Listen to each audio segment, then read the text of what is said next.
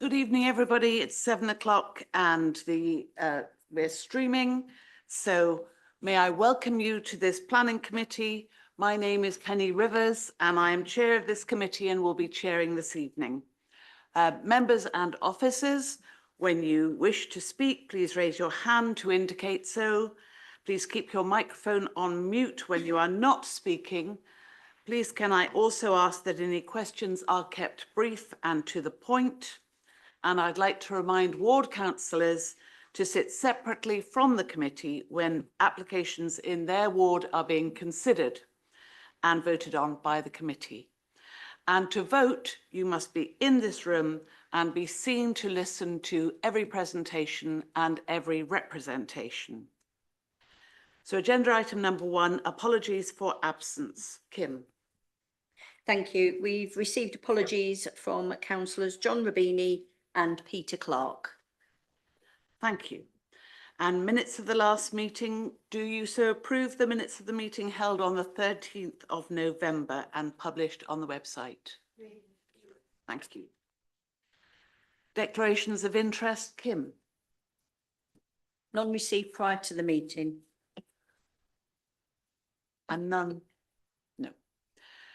Questions by members of the public. Agenda item number 4. We have one question which I'm going to read and then Claire will answer. The question is from Mr. David Howell. Please can officers advise the residents of Farnham how the proposal for Coxbridge Farm development to use Advanced Water Infrastructure Networks Limited to provide freshwater and sewage services work? One question. The next one is, will Advanced Infrastructure Networks Limited provide a standalone system for Coxbridge Farm? And are the space requirements for any infrastructure being included within the current revised layout?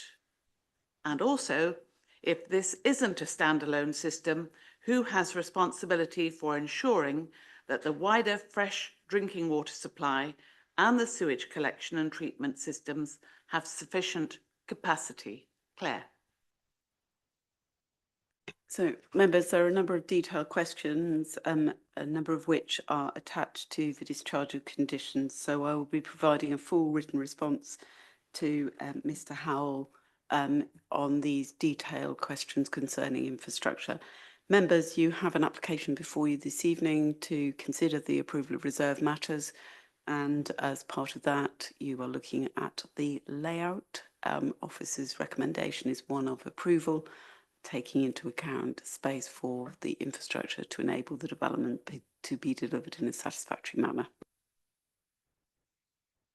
Thank you. Agenda item 5 is questions from members, and we have one question submitted by Councillor Maxine Gale, which I shall also read.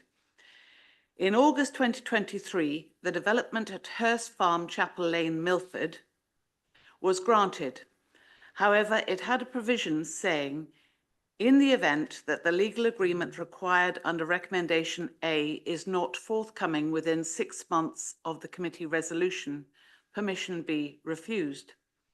The 6 months did lapse. I understand this was a frustration to the developer and the landowners who are a working farm and need to plan well in advance regarding which crops are planted and the rotation of crops, etc. Waverley allowed the application to be brought back before committee on the 6th of March this year to extend the 6-month deadline, and the committee voted unanimously in favour of the recommendation set out in the report, which was to grant delegated authority to the Executive Head of Planning Development to grant planning permission subject to conditions and the completion of a legal agreement securing affordable housing, healthcare hub, off-site pedestrian cycleway, sustainable transport provisions, open space, SUDS and play space maintenance. From the minutes, the Executive Head of Planning Development noted that there was a draft legal agreement in process and the expected timeline for the completion was 8 weeks. I am led to believe that this application has still not been finalised, which is a disappointment. If this is correct, we are now 8 months from the meeting in March, not 8 weeks, So it would be helpful to have some answers regarding what might be causing this delay. Is it council or developer? The residents of Milford and Whitley really need to know when this development will be started. Claire. So members, and Barry was the drafting solicitor for the legal agreement, so he can add anything further. But members, just to confirm that the decision has been issued, as have the two linked applications within Guildford Borough Council. The delays were caused in part by the number of parties involved in the negotiations of the 106, and then quite late in the day, the ICB coming in with some different requirements and timing for the delivery of the doctor's surgery. So there were a number of delays caused by the different parties engaging this and the complexities of having linked applications within the adjoining borough. Barry, I don't know whether there's anything further you want to add from your detailed experience of dealing with this.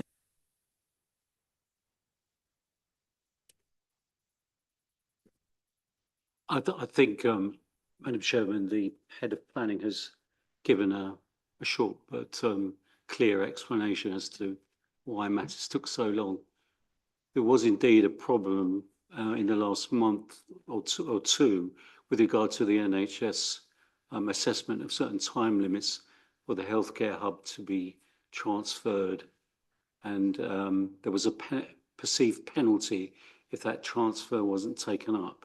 So that causes a lot of difficulty and time. And in the end, we managed to get the agreement suitably amended. The agreement was sitting, waiting finalisation. There was some further debate between the developer parties on their own contractual terms, which we weren't privy to. So the documents were released about a week ago, and I believe planning permission has now been issued. I can support Claire with any detail that's needed in her response, if you want a fuller explanation. Thank you. Thank you. So we move on to agenda item 6. Any relevant updates to government guidance or legislation since we last met, Claire? So members, it's widely anticipated that the NPPF will be published in the next 7 days. We obviously, as you'd expect, will be reviewing it over Christmas, and we'll set up a series of briefing sessions with members and town and parish councils in the new year. There has also been, and I haven't read it yet, but on Monday there was a draft document for discussion rather than consultation published on the future of planning committees. So members, I will share that link with you and will update you at the next planning committee on what it says and what response may be put together to that document. Also, the Planning Advisory Service has been doing some survey work on good practice within planning committees, and I suspect the two different work strands will probably meet together at some point in the future. Thank you. So we come to agenda item number 7, which is applications subject to public speaking. Thank you, Councillor Beaman. And the first of which is WA 2024-00599 for land north of Coxbridge Farm, West Street, Farnham. This is for approval of reserved matters and following outline approval for the erection of 320 dwellings, including 96 affordable with associated landscaping, etc. Dana. Thank you, Madam Chair, and good evening, everyone. This application was deferred by the Planning Committee at the meeting on Tuesday, the 8th of October, for the following reason: to reconsider the layout and design of the eastern boundary, including further landscaping to the buffer of the boundary. This is an aerial view of the site. This is the red line location plan outlining the site. And this is the amended plan that seeks to resync the relationship with the eastern boundary of the development. This is this boundary here. More focus on a green buffer along the eastern boundary. Reorientation of the dwellings so that they now back onto the dwellings on Hazel Road rather than the previous relationship of a mixture between the side and back to back. And this is a useful comparison slide. This is the previous plan showing the layout of the dwelling, some backing and some to the side. And this is the amended plan showing all the dwellings, the rear garden backing onto the rear garden on the properties on Hazel Road.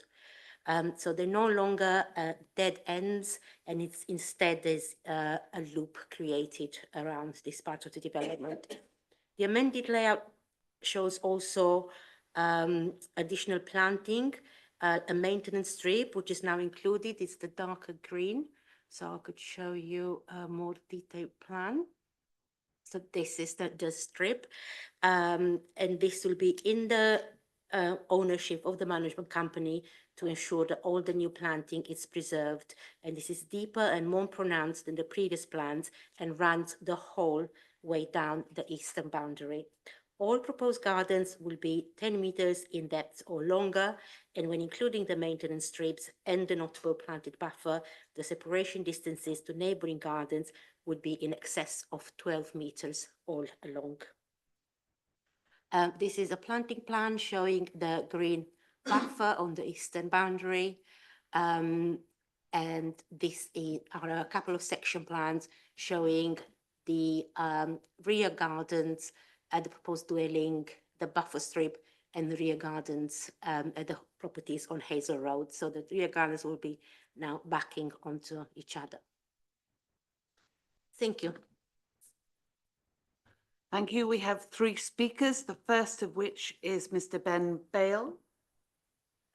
You have 4 minutes from when you start.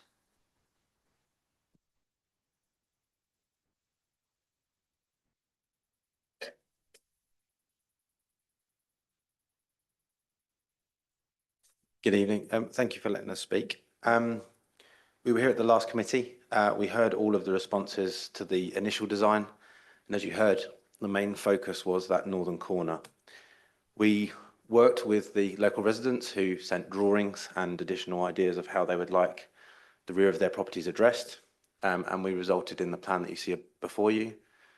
We had to reconfigure some of the northern central open space, which we haven't changed or lost any overall open space in the site. We've actually managed to remove a piece of road in the very northern part of the boundary, which reinforces the existing hedgerow, which supports the ecological benefits of the site that we're proposing. And in terms of the longevity and the maintenance of the buffer that is now proposed between our development and the Hazel Road rear of the gardens, it ranges between 2 and up to 4 meters in some locations. There is a permanent path at the back which can only be accessed by the management company through a secured gate, and that ensures that we can get access to the rear of that to maintain trees, hedgerows, however needed, or even in the event of strong winds, fallen fences, we can address that as well. So we've thought about the short-term and the long-term maintenance of that area. We've given, as you heard, gardens are at least 10 metres, most of them are over 10 metres, plus the buffer. You're looking at something between 12 and 14 metres from our rear of our proposed properties and the rear gardens of the Hazel Road residents. As you've heard, we've created a loop road. There are no dead ends anymore. That encourages the active travel. That encourages more people to use the cycle link that we've proposed through the site and the wider connections that we've got. In terms of overall, we now feel that we are 100% compliant with TG14, the final town council policy. And again, we'd like to echo that the development has been through a design review panel, which revealed positive findings and positive summary of the development, both in terms of its approach to the edge of settlement, the constraints and opportunities of the development, and how we've integrated drainage within a wide range and a wide variety of public open space that is accessible to all, not just the residents on this site. There are additional elements we've talked about in terms of ecology. There are more swift boxes proposed as well, and the tree planting belt will also help any bats or ecology along that northern eastern boundary as well. Thank you very much for your time. Thank you. Thank you. And our next speaker is Councillor Hyman, who I think is online. Hello, yes, can you hear me there? We can, thank you. Okay. Thank you very much. Good evening, Chairman. Much has been done to improve the design, which is welcomed and appreciated. But still, Chairman, when I ask residents, which I've been doing, they say, what about the infrastructure? What about the traffic? In addition to that, I do think we need I don't think that a written response to Mr. Howell's questions there, to the public questions, is really acceptable. Surely we need the answers before members make the decision in that respect. So I'm not sure what members will think of that. I did speak at some length at the last meeting when this was brought forward on the reserve matters. I won't repeat that, but just to address two infrastructure matters, the developments of this size should have a detailed assessment of the traffic and air quality impacts in combination with other plans and projects, of course, including the Farnham infrastructure project proposals. But Surrey County Council are still refusing to disclose their parametric modelling. That's if they've actually done it, and really that is, in practical terms, the main reason that this should be refused.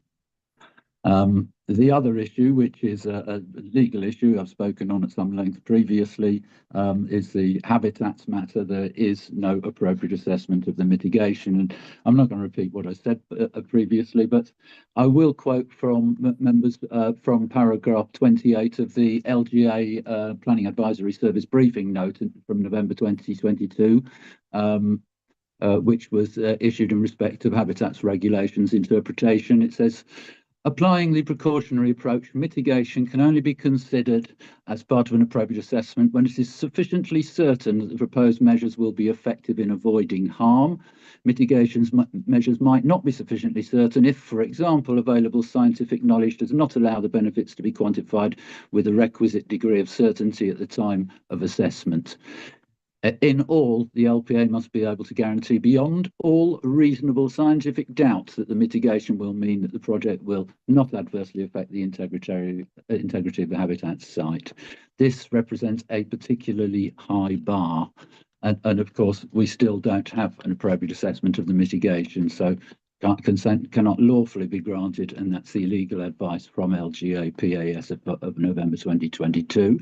And paragraph 50 of that document says, it is also of note that the written ministerial statement makes clear the government's position following some legal debate is that the provisions apply to any consent, permission or other authorisation which may include post-permission approvals, reserved matters or discharge of conditions.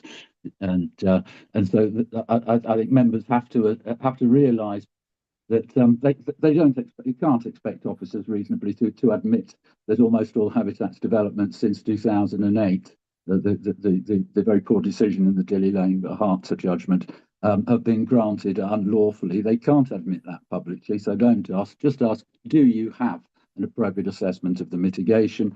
And as the answer has got to be no, it won't be yes, or it'll be in front of you. Please, members, do the right thing.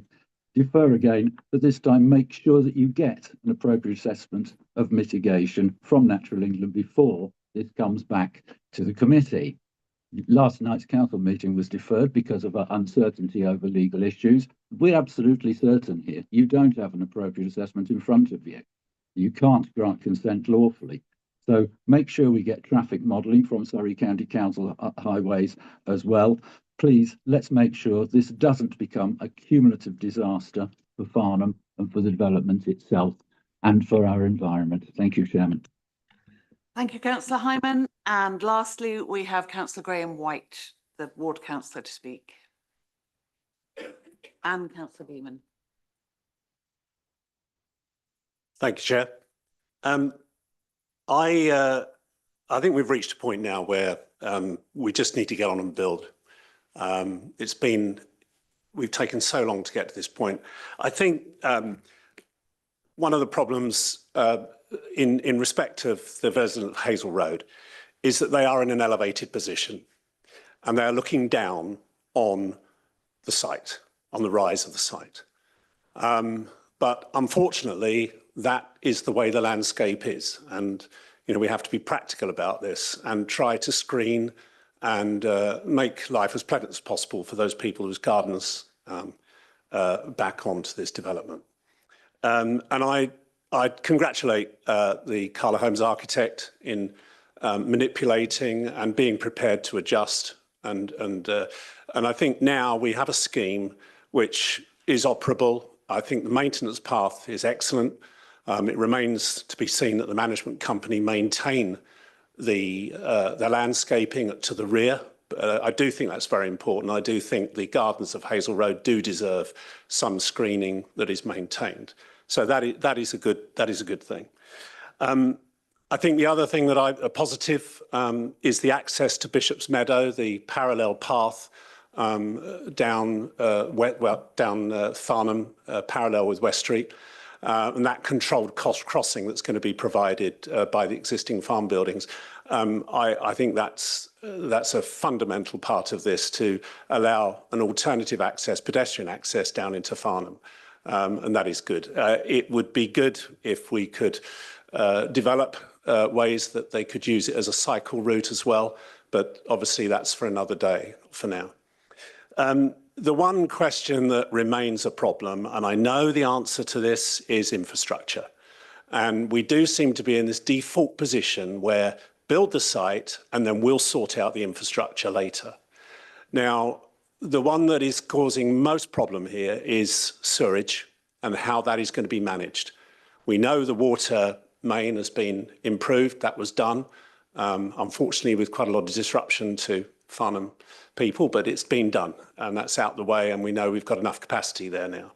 But the sewerage issue is still a big problem, and you know, there's not much else to say on that except that it's going to be our problem, nobody else's, when they can't deal with that sewerage. So we'd still like to see and hear a lot more positivity about that. And at the moment, I've heard today that Surrey have there has been no action taken by Thames Water to confirm that they are going to do anything to upgrade the sewerage to cope with that area. So I do really just say to planning, to our planning officers, please keep that at the top of the list to watch that this sewerage situation is dealt with, because we could all be, I don't need to say it, do I? But we could all be in a mess if it isn't resolved. I think lastly, which I've already hinted at, is the big thing about this is let's get some housing numbers crossed off the list. Let's build some houses to stop the poaching, potential poaching on Farnham, and sites which are not allocated in the neighbourhood plan, not in the neighbourhood plan, being pinched and developed. This was a neighbourhood plan site. It is a far better layout than it was, and I am in favour of let's get on and do it as quickly as possible. Thank you. Thank you. Councillor Beaman, you'd like to speak as well? Yes, thank you very much, Chair. Yes, I shall be quite brief in my comments. You'll be glad to hear.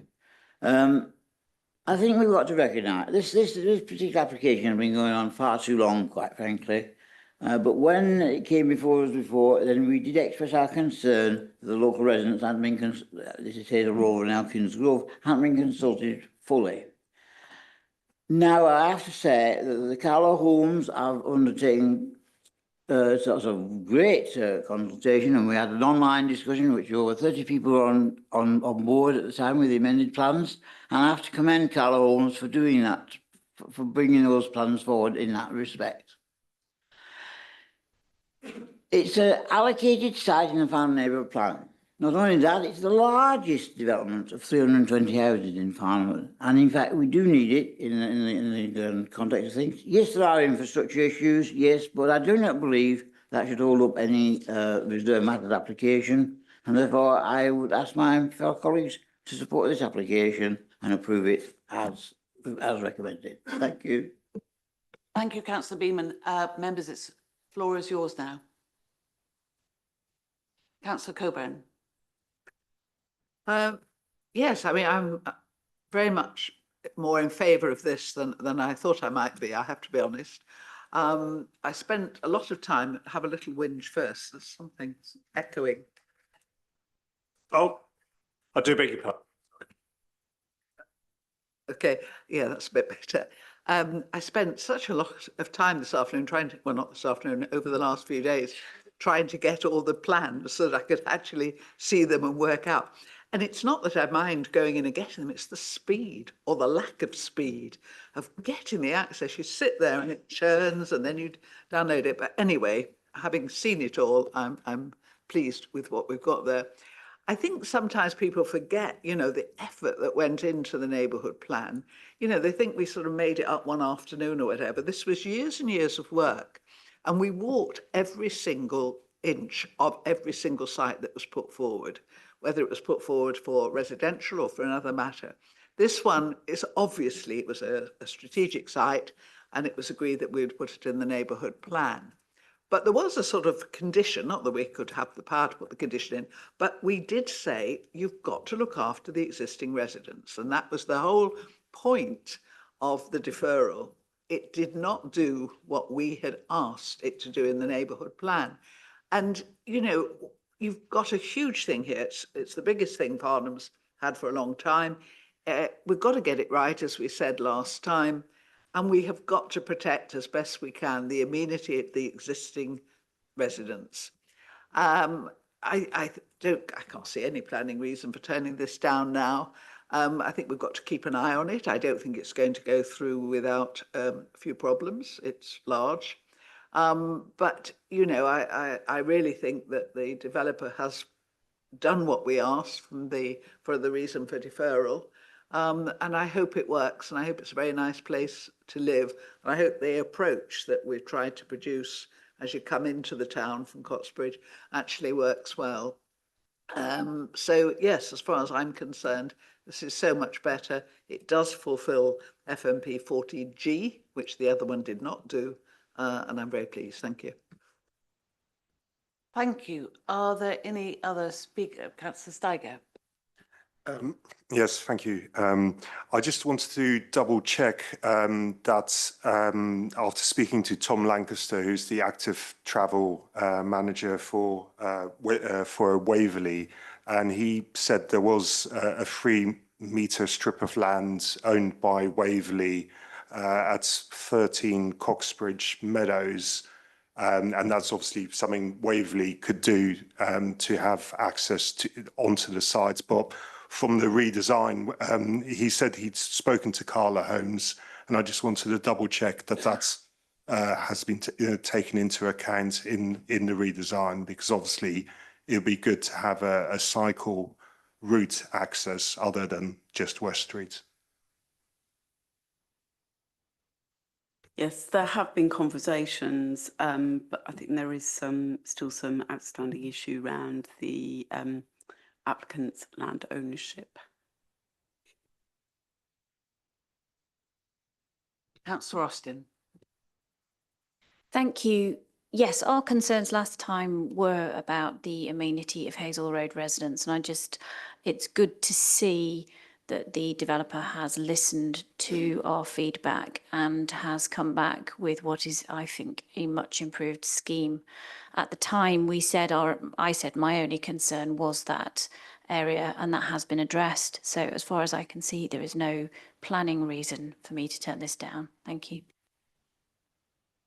Councillor Keane. Oh, thank you, Chairman. I think it's a much improved plan from what we saw last time. The only question I have is that the back fence where it backs onto the neighbours, could there be a condition that hedging along there is left to separate, if you like, from the site? So, members, this is an approved reserve matters, so the retention of that would be covered by the landscape conditions. I don't see any other hands. So Councillor White or Councillor Beeman, would one of you like to sum up? Councillor White. Just very positive comments from the rest of the committee. You know, as I've said before, just in favour, let's get on and build some houses. Thank you. Thank you. So the recommendation is that subject to conditions, reserved matters be approved and specific conditions which were imposed on WA 2019-0770 be discharged. All those in favour, please vote. Please show.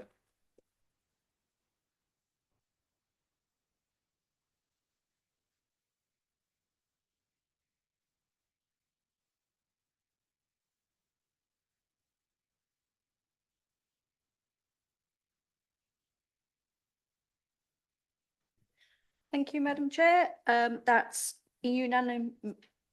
Everyone's in favour, 11. I always have problems saying that. The vote is unanimous. So we move now to the second item, which is WA, okay, we have swapping of councillors, WA 2024-00731, which is for land to rear of Courtmead, 13 Derby Road, Hazelmere, for the erection of 3 detached dwellings with vehicular access and associated works as amended by amended plans and additional information received on the 6th of the 8th, 2024. Dana. Thank you, Madam Chair.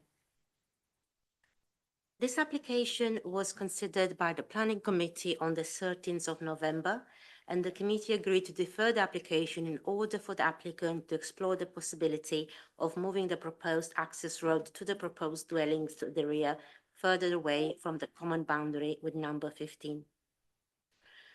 This is a map of the Hazelmere boundary, and the application, the site is towards the bottom with a little red cross. And this is the site location, just to remind everyone, the site outlined in red and the aerial view in blue. And this is the proposed plan, the amended plan, which has been received, showing the access road moved by approximately 1 meter further towards the east, resulting in a distance between 6 meters and 3.6 meters. So 6 meters, just over 6 meters at the widest point, and 3.6 meters approximately at the narrowest point. This would allow for the access road to follow the natural topography of the site without impact on the road protection areas of the mature trees on site. These are the mature trees on site, which is a collection of 4 oaks that have been protected by a tree preservation order that was issued on the 27th of November, so after the last committee. The council's tree officer agreed that the 1 meter movement towards the east would be acceptable, but no more than that would be acceptable. It start impacting on the root protection area of the oaks. I think what it's important to note that while there will be a 3.6 meters boundary, a buffer, they're also planting on the other side of the boundary, so on the land at number 15. So in reality, the buffer is probably twice as wide, or at least another 1 to 2 meters. So it's quite a substantial buffer. These are 2 photographs. This is taken from the one on the left. It's from the rear of the site. So we see the oak, one of the oaks. Here are all the oaks on the one to the right. This is the donor property. You can see at the end, and you can see how dense the buffer is all along the boundary. So there will be the access road will be very well screened. Thank you very much. Thank you. So again, we have several speakers. The first is Olivia Molan.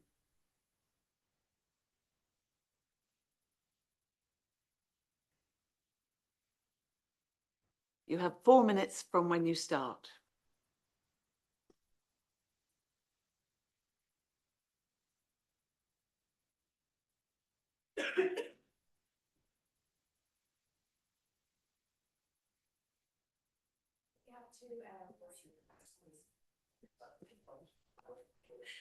We have two areas of objection. Firstly, the access road. The whole point of the deferment was to give the applicant the opportunity to move the access road a more reasonable distance from our house. This has not been achieved and the response is wholly inadequate, specifically in 7 ways.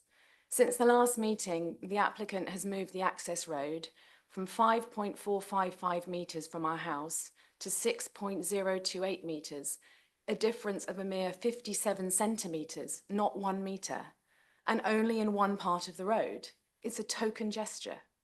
Number 2, our house remains the significantly closer house to the access road than the applicant's, despite us not benefiting in any way from the sizable development, and this is not right.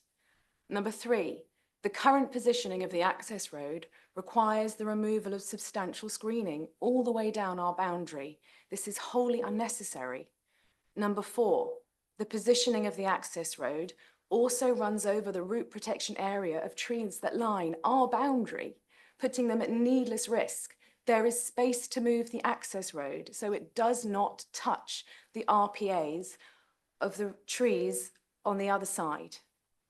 Number 5, a visitor parking bay has now been inserted closer to our boundary than before. It does not need to be there. Number 6, the opening of the access road is still too close to the pedestrian entrance of our home. And number 7, the positioning of a 1.8 metre high fence just 1 metre away from our kitchen window will cause significant loss of light and be an eyesore. In our letter to the Planning Council, we proposed a repositioned route for the access road. It might require more excavation of the applicant's garden, but this would be a small compromise on their part in view of the overall development. Our second objection is increased flood risk.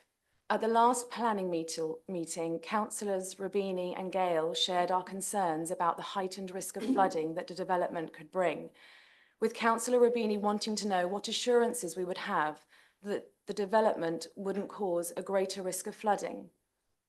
The report from civil and environmental engineers who specialise in flood risks states, quote, "We fully believe that the development will increase the risk of surface water flooding and groundwater flooding to neighbouring residents, as this sort of source of flooding is incredibly hard to mitigate and manage.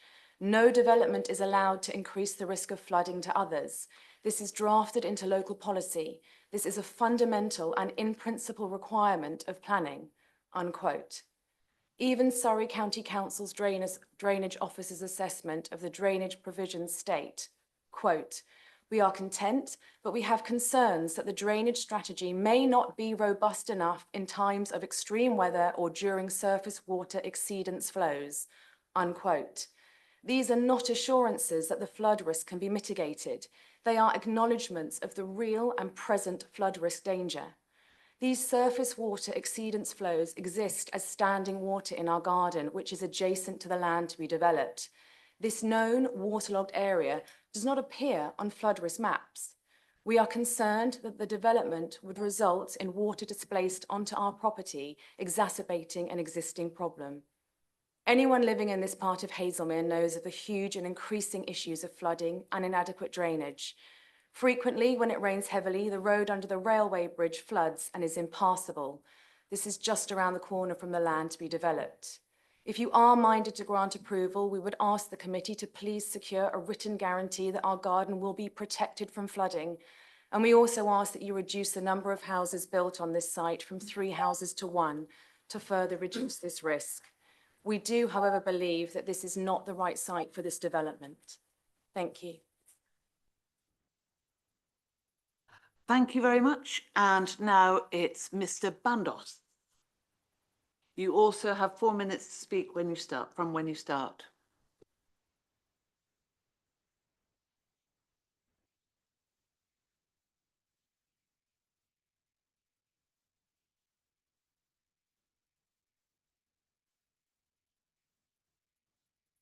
Good evening, members. Thank you for giving me a further opportunity to speak at this committee on behalf of my client, the owner and occupier of number 13 Derby Road.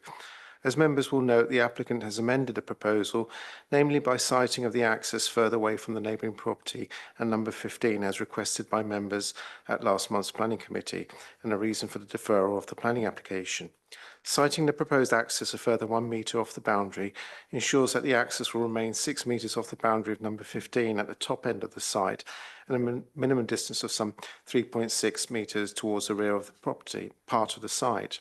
The citing of the access off to the boundary of number 15 was the key concern of members at the previous planning committee in November. We would point out to members that when the application was initially submitted, the access was cited 2.7 metres off the boundary at the front of the site and 2.7 metres of the boundary at the rear. In light of neighbours' concerns and the request in their objection letter of the 5th of May 2024 to have the access road positioned at least 5 metres from the boundary, the access was moved to sit a distance of 5 metres off the joint boundary of number 15. As members will note, the access road is now sited even further at 6 metres away from the joint boundary and approximately 7 metres from the side of number 15. As demonstrated by officers at last month's planning committee meeting, and again today with the photographs of the site, show a significant strip of vegetation and planting along the boundary of the application site in number 15, and indeed there is also vegetation along the neighbour's side of the boundary fence. The vegetation and tree screen will be retained on the application site and will form an effective screen between the access and the neighbouring property. The access leading to a lower part of the site will sit a distance of 3.6 metres from the joint boundary.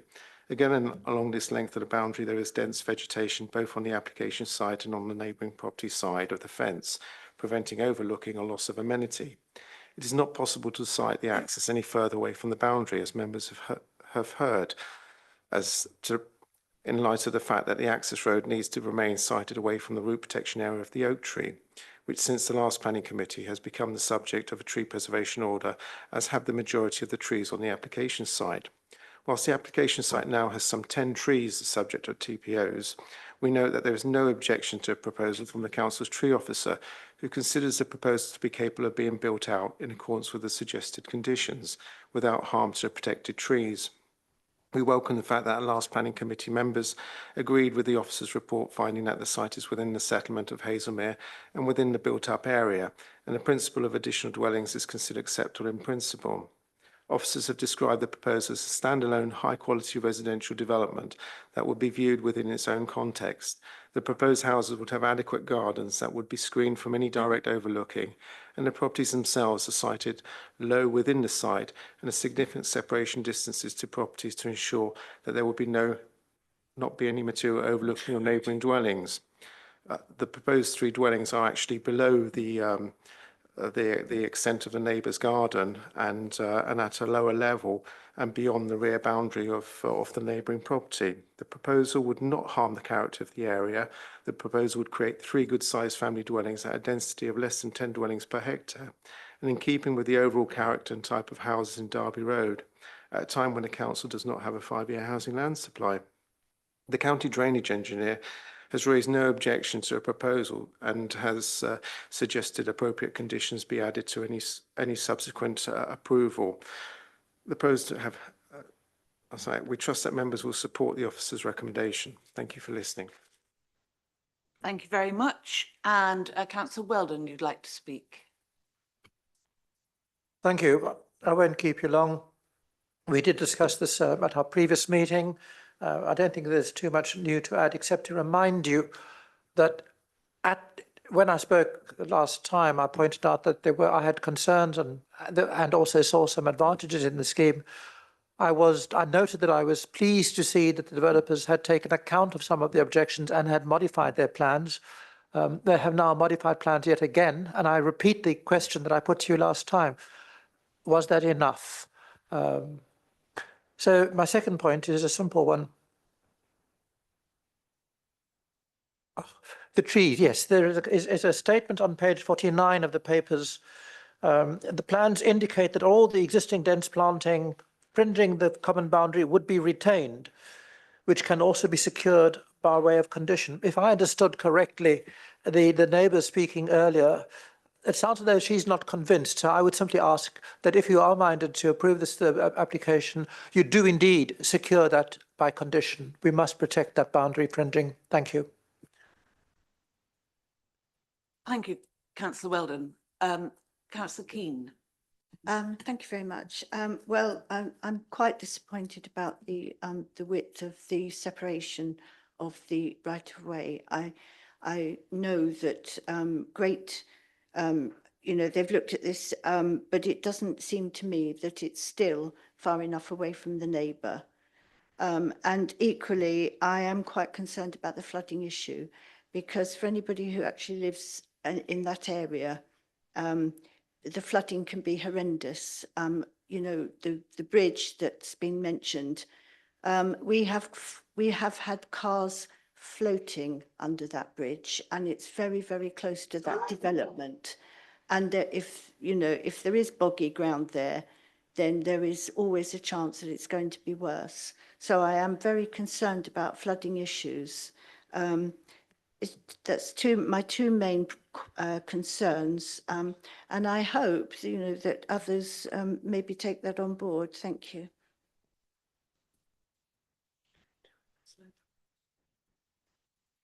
Yeah, members, just to sort of confirm on the 2 points raised, we believe from the plans that all the landscaping will be retained, and therefore we're proposing that subject to a condition. On the flooding and drainage issue, the application site itself is in zone 1, which is the lowest level of category in terms of flood risk. So members, you know, there's 3 categories and this is the lowest level. There is some evidence, excuse me, of the site being vulnerable to surface water and ground flooding. The whole drainage strategy has been a matter of some detail. So the detailed report was submitted and then that was updated. The County Council obviously is our advisor in terms of flooding issues as the lead local flood authority. They've been consulted on this application and on the additional information and have raised no objection subject to a condition. And we do feel, members, in this instance, given the nature of the application, that a condition is the appropriate way of ensuring that the site is drained in a suitable manner. Thank you. Thank you, Councillor Gale. Thank you, Chair. I'm a bit disappointed actually, because when we looked at this last time, one of the major things we had a problem with was the closeness of the driveway to the neighbour at number 15. Moving the road by half a metre, I don't really think has made that much of an impact on that problem that we had. I do notice though that the tree preservation orders came out quite swiftly, so that's probably meant that the road can't move over any further. I'm not really sure, I haven't seen from the plans, but with the roadway going down so close to the neighbour, are there any trees on the neighbouring property which could be impacted by the surface being damaged or the root, the canopy over there?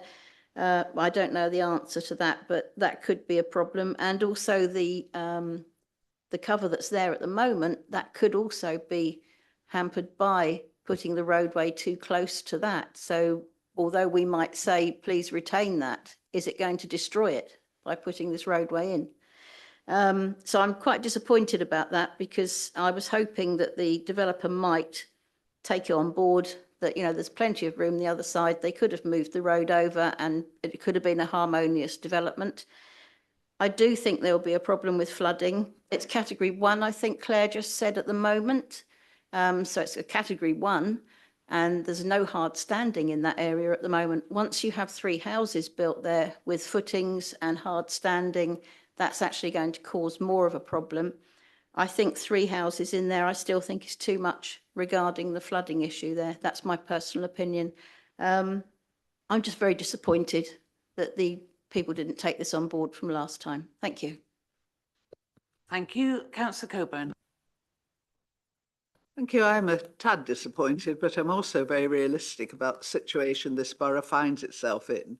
And having read every word of this report, if it's all telling me the truth, then we have no planning reasons whatsoever for turning this down. You know, the developer has tried, and I agree, I would like a little more, but we do have to protect the trees and we do have to protect the boundary treatment. And every time that this was mentioned, the officer was nodding. So, I mean, I'm assuming that whatever's in the report is accurate. You know, this is 3 houses. We have no 5-year housing land supply, as we know. Yes, the 320 in Farnham that we've agreed would help, but we do need to keep permitting houses where there is no good planning reason for refusing. And, you know, it's not my perfect application. It's not my, you know, there are things I could raise that I think would make it better. But in pure planning terms, given the state of the borough in terms of its 5-year housing land supply, I really don't think we've got any grounds to turn this down, I'm afraid. Thank you. Thank you. I don't see any other speakers. Councillor White.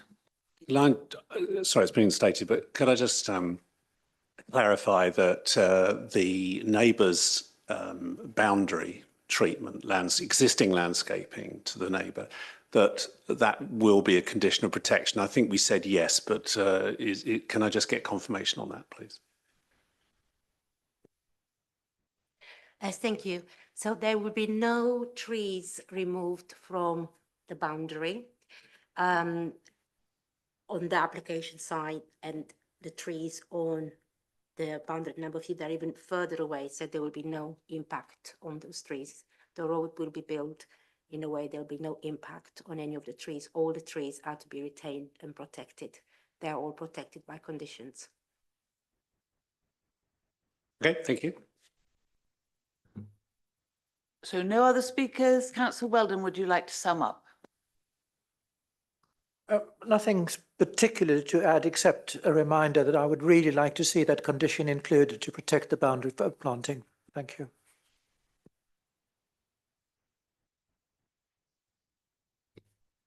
I believe that condition is included.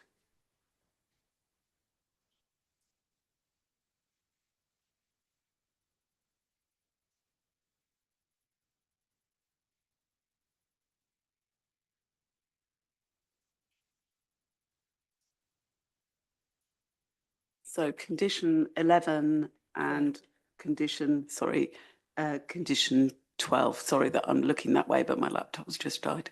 Those are the 2 conditions that will cover the issue of the retention of the trees. So everybody happy? We have, or are ready for the recommendation? The recommendation is that, subject to conditions, which include that one, permission be granted. When the lights show, please vote.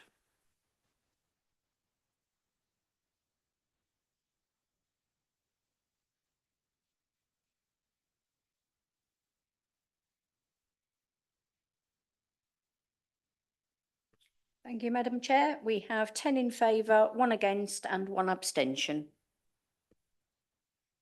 Thank you. So that is carried.